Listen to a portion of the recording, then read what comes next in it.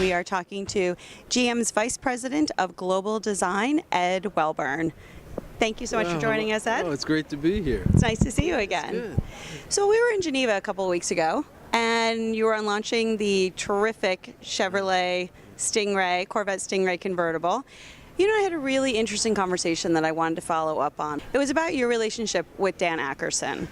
And I just want to talk to you a little bit about what's it like when he comes into your office, the design studio. You can see the smile on my face. I enjoy every visit that I have with Dan. Dan just has so much passion for the cars we're designing. I'll never forget the first time. The first time he came in, you know, I had been in a meeting with him with a lot of people, very structured with all kinds of charts and information that was shared. Then he came over to design. And the two of us just walked the studios, and we're walking and talking about cars, going in and out of the different studios. And he's sitting there just very serious. No, it was pretty good, you know, it was great conversation. And he kept talking about Corvette, and he had not seen the Corvette. Okay. This was over a year ago, maybe 2 years ago. And it was under development, and the clay model, there's a lot of adjustments that are going on. So it wasn't on the agenda, but he kept saying that the present production Corvette just looked chopped off on the rear, and he's hoping the next gen would have more shape, more character in the rear. And I think, oh, this is interesting. Right? A bit of a surprise, I would think. And so after he brought it up for the fourth time during our walk, you know, I mean, I may be slow, but I figured out, you know, I should probably take him into that studio. So unannounced, the head of GM Global Design and the chairman of General Motors walk into the Corvette studio. It's either the best or the worst day of their life. You know, you're kind of like, yeah, this could be real good or real bad. Yes. Let's go for it. Go in the studio, and the clay models there, and there's sculptors all over it. Right. They're moving clay, they're adjusting you hire actual everything. sculptors for the design studio. It's fantastic. And they're doing the work, and they're there with the designers, developing the design, fine-tuning it.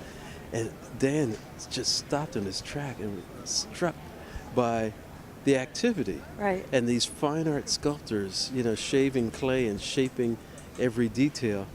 He stopped and looked at that, and then he went around to the rear, and he stood there, and he had the biggest smile on his face, you know.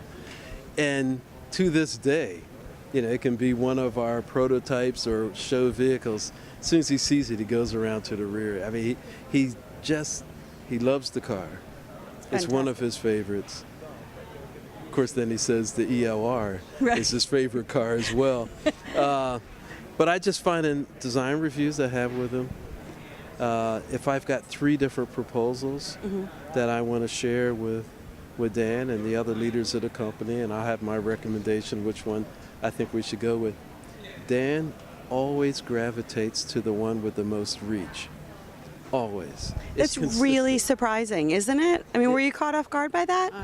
I was surprised. I would have been surprised by anyone, but with Dan, I mean, he is consistent. I don't care if it's a sport utility or Camaro or a mid-size sedan.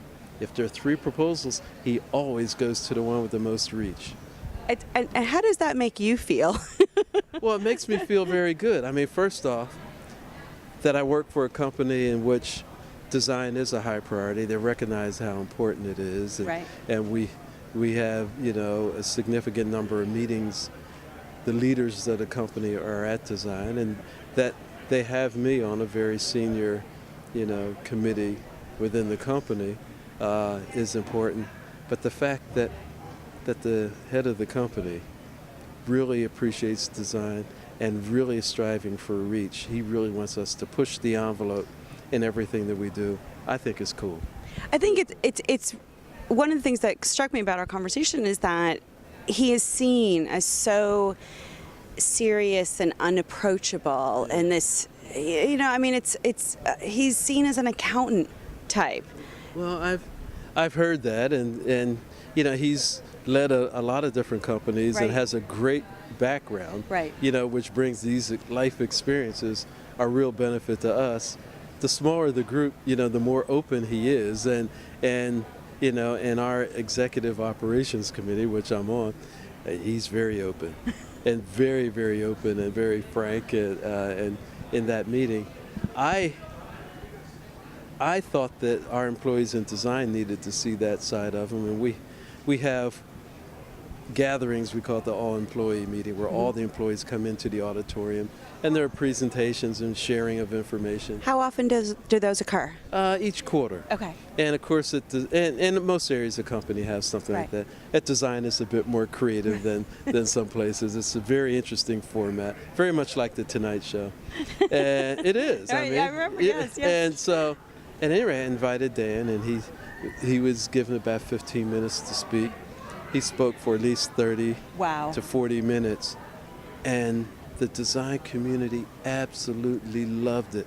They sent him so many emails. You know, it just changed their whole feeling about the company, and their confidence level really went up, and they couldn't wait to get back in the studios to continue to push. I mean, he had an incredible impact in that meeting. You know, they got to see him up close.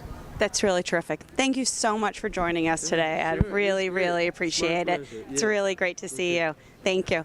Rebecca Lindland from the New York Auto Show.